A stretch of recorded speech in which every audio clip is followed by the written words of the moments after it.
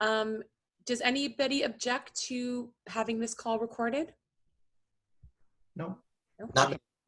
Okay, so Chad, why don't you walk us through? So we are on care.com/homepay. What is our next step? Yeah, absolutely. So what we'll do is there's a white text box there. Have you hired a caregiver? Click yes in that. So then this is going to prompt up. We've talked about getting this updated and putting like tutor on there or something like that. But for right now, you could say childcare. That's fine. It's really just more internal. Have you made payments? No. And then, you know, this will be pretty intuitive. So go through that.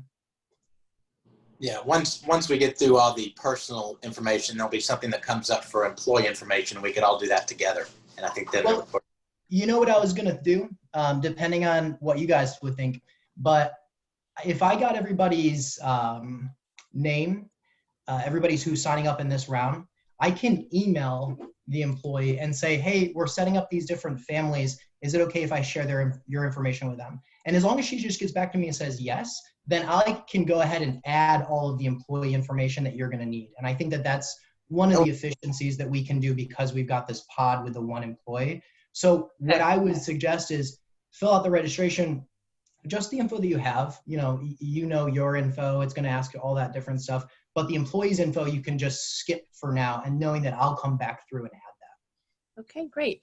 And then I'm going to stop the share. Give me just a moment here. Okay.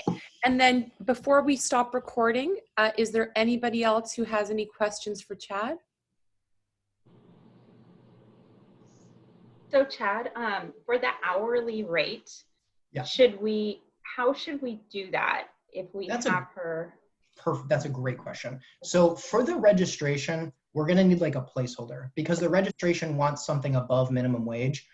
We know that you're in this pod and that your individual contributions are going to be below minimum wage. So what I'll do is I'll note we're in this pod and then it needs to be, I think I looked it up for you a minute ago. It's like $620 currently per family. Is that what you're paying? Whatever is appropriate per family, I will note for our team kind of on the back end. So to answer your question, in the registration, when it asks for compensation for the employee's hourly rate, put something, I don't know, $15 an hour, something that we know is well above minimum wage, just to comply for the registration, but we'll set it up with whatever is appropriate for the pod's rate.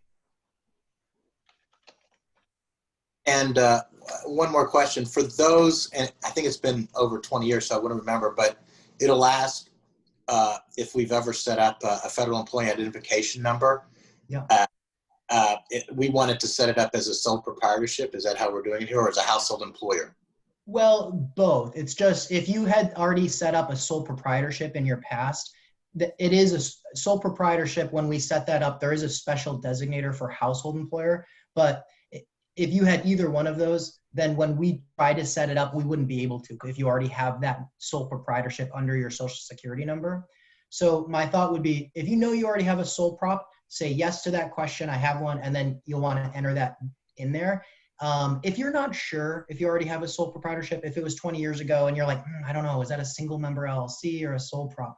Just say no, because we'll get notified right away if you already have a federal employer ID number, and then we'll touch base with you on how to figure that out. You'll probably need to call the IRS or look through some tax forms, but we can cross that bridge when we get there.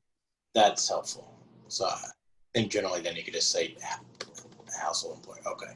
I'm going to stop the video if nobody else has any more questions. Okay. Thanks, guys.